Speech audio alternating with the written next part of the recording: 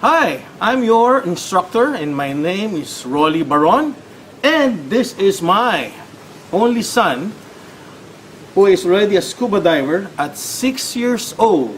Okay? And you'd like to study scuba diving, am I right? Yes. Okay, so if a 6-year-old guy can go scuba diving, there should be no reason why you cannot go scuba. How old are you now? 6. Imagine that. This guy goes up to 20 meters deep. Come on, look at the camera because we're going to show you your scuba diving in Anilao just to show them that we are not joking, right? Okay, Cole can actually go scuba, and he started actually scuba diving at 4 years old. He never knew how to read and write, okay? What he understood in scuba diving is that it is so easy because the only thing you have to remember in scuba diving to make a safe diver is what? Never hold your breath. Never, never, Ever never hold your breath. hold your breath. That is the only technique in scuba diving because if you do hold your breath, it can be dangerous for you because your lungs can get ruptured. So, whether you do the skills right or wrong, it doesn't matter as long as you don't hold your breath. And let me prove to you, because my only son, as you can see on the video, is actually scuba diving. Huh? Is it fun to be on the water? Yes. Oh, yes, because my son would not like to be in a concrete jungle. He'd like to explore the underwater world because we have over 7,000 islands. And he doesn't want to go to any aquarium because he wants to be with the fish, right?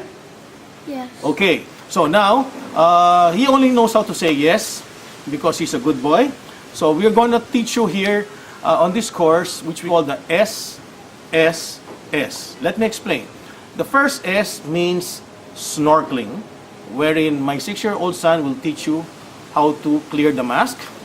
And then, once you're able to do that, we will teach you Scuba. It's the same thing as diving. However, you only have a long hose you're going to use, and you just stay in the swimming pool or in a very shallow water on the ocean and just breathe, and breathe. All right? Yes. So when you're breathing, naturally, your mask will fog up, so you should be able to clear the mask.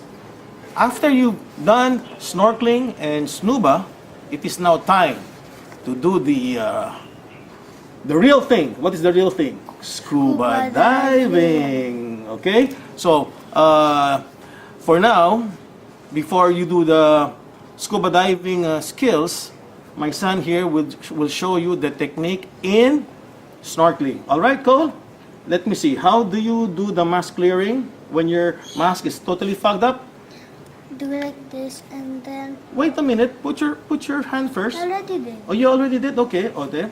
Okay. Put it on your face. There you go. Okay.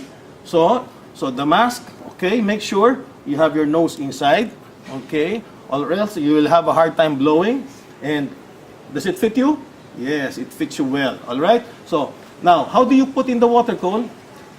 There you go. You just open it. Wait a minute. Again. Show it again. You just open it so water will come in. And then you do like that. You shake. After shaking, there's no more. Wait a minute. So there's no more fog. And then you blow with your mouth closed. Close your mouth. There. There you go. Okay, again. Again, Cole. You do it again. Take it out again. Take it out again. Okay, so again, it's important that first you put on your mask. Put on your mask and then shake down and then blow it and then that's all it. That's all it. Okay, now show it again to them because they might not understand you because you're still a very young boy. Come on, show it to them. Okay, put on your mask on your face and then put on the strap at the back of your head. And then, wait a minute, you're too fast, Cole. Okay, assuming there's already fog in the mask, okay? What you do is you put water by opening it there, you see? is opening it and then close it, and then you look down and you blow. And when you blow, Cole, make sure your mouth is closed, right? Let me see again, you blow. See? So you have to blow with your mouth closed so the water will come out. So now that you've learned the mask clearing, the next step would be snorkeling. So where's the snorkel, Cole? Here. Okay, let me see. So this is the snorkel, right? Okay, let me be the one to teach you how to use the snorkel. Okay, so what you do is you have to put water here. Okay, when you're in the swimming pool, you put water, and then you put your mouth inside, and then you blow it. So the water should come out here. All right. So that's the same thing in scuba diving, because when you have the regulator inside your mouth, okay, before you start breathing, you have to say poo, poo, poo, blowing. So the water will come out of the regulator. That's why you need to learn how to use the snorkel. All right? So again, normally we are breathing through our nose, right? Like, look at Cole. He's breathing through the nose. Now, because you're breathing through the nose, the air that comes out touches the glass, okay, of the mask, and that's creating a lot of fog. Okay, so now if there's a lot of fog, you cannot see. So the thing is, you've got to put in water, okay, and then look down, shake, shake, shake, and then you have to do this. Okay, let me do it, Cole. Maybe they didn't understand you properly. All right, can you hold my glasses, Cole? Okay, so okay, again, put on the mask. Okay, just put on the water. All right, after putting in the water, you have to look down. The reason why you have to look down is because you want the water to make sure to take out all the fog. See? And then, when there's no more fog, you press this, and then you blow. See? Here, it's opening. This one is opening, so the water is coming out. All right? So, give me the okay sign. All right. So now you're prepared to do the scuba. So while doing the scuba, do again the practice of mask clearing and breathing continuously, and never hold your breath. That's the only thing that you have to remember. So now you are prepared to watch the skills on scuba diving. So give us 8 minutes of your time to enjoy this video. Mask clearing. In mask clearing, you should be able to take out the fog on your mask. The first step is you have to put in water by opening it with your fingers on top of the mask, and then you have to look down and shake the water until the fog comes out and everything is clear. Then you look up, then you blow from your nose, and the water should come out. Share air. In case of emergency that your body is running out of air, you should be able to hold on to the necklace with your left hand, grab the octopus with your right hand, and immediately share air to your body. And it's time to go up. Regulator recovery and clearing. Lean to the right, touch your tank, make a round circle, and grab the regulator with your right hand. Put it in your mouth and blow to clear the water. Buoyancy is the key to your scuba diving skills.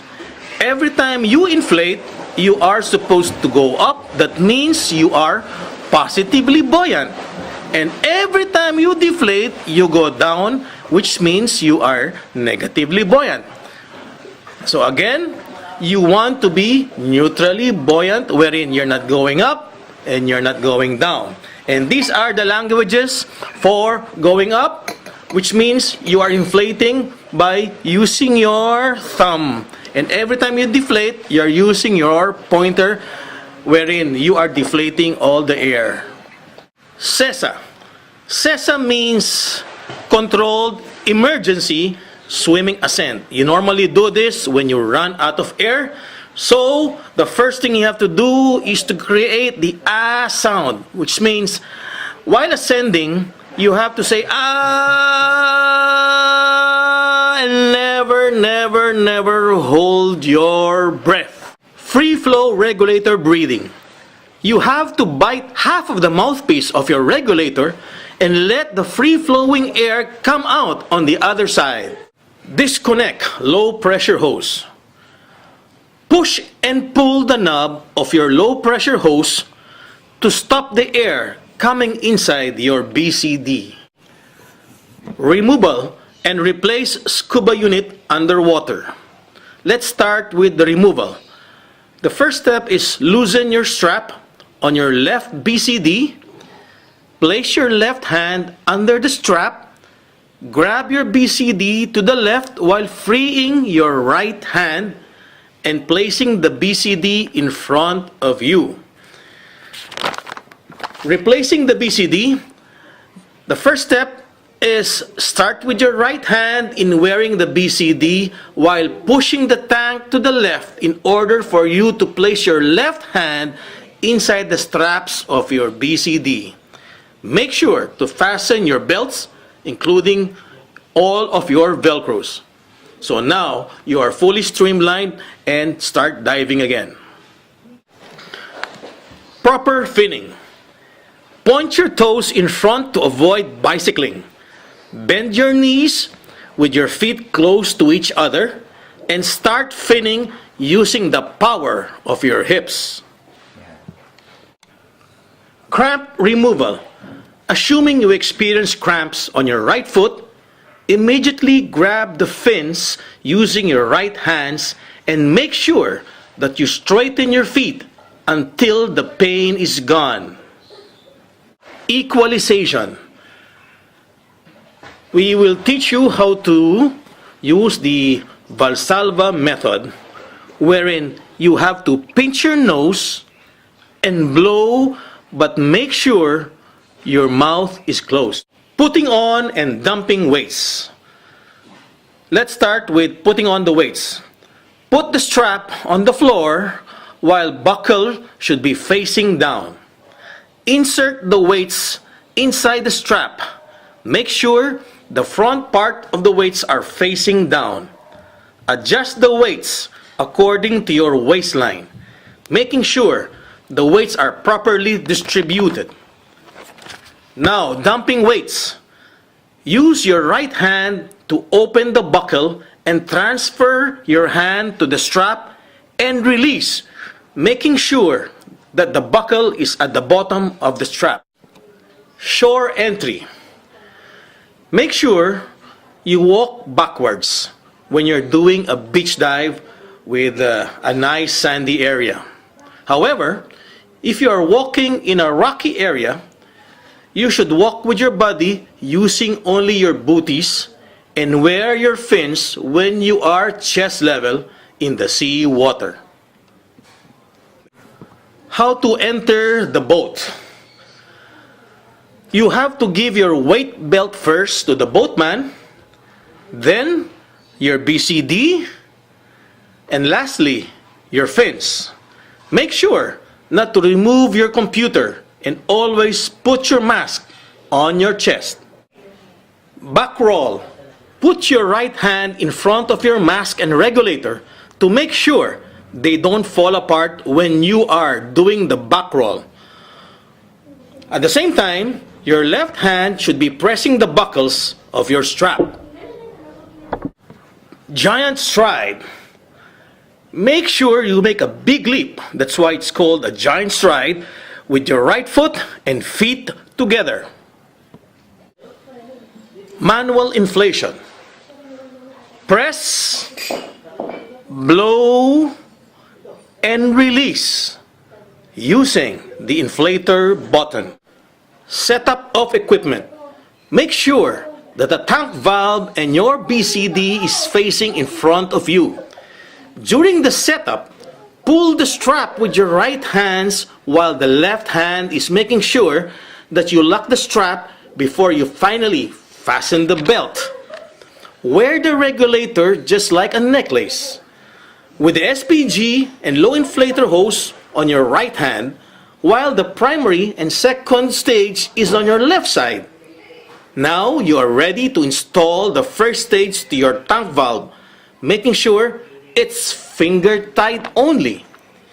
Place the low inflator hose on your BCD.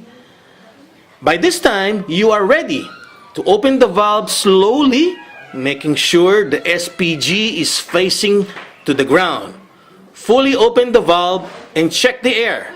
Then, turn 1/4 counterclockwise. Disassemble the equipment. Close the valve, purge the primary and second stage to remove all the air. Remove the inflator hose from the BCD by push and pull method. Remove the regulator, then dry the cover using your air from the tank. Place the cap back to the regulator to make sure no water will come in.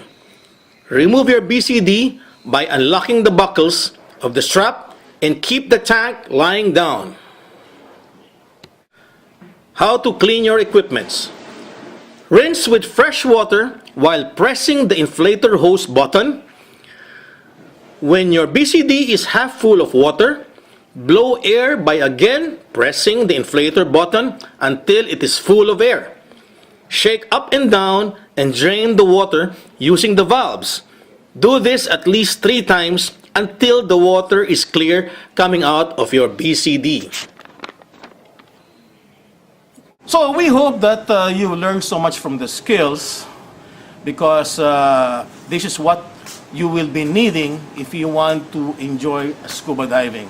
So again, there are a total of 20 skills. So if you are not really confident on the skills, do not go to the open sea. Just go back to the swimming pool or at any ocean which is about, or any sea which is about waist up to your chest level, which is about, let's say, 4 feet deep, to make sure that you don't drown, just in case you want to panic. Okay, if there's no swimming pool available, and practice all the skills before you start enjoying your scuba diving. All right, Cole? Okay, so we'll hope to see you again.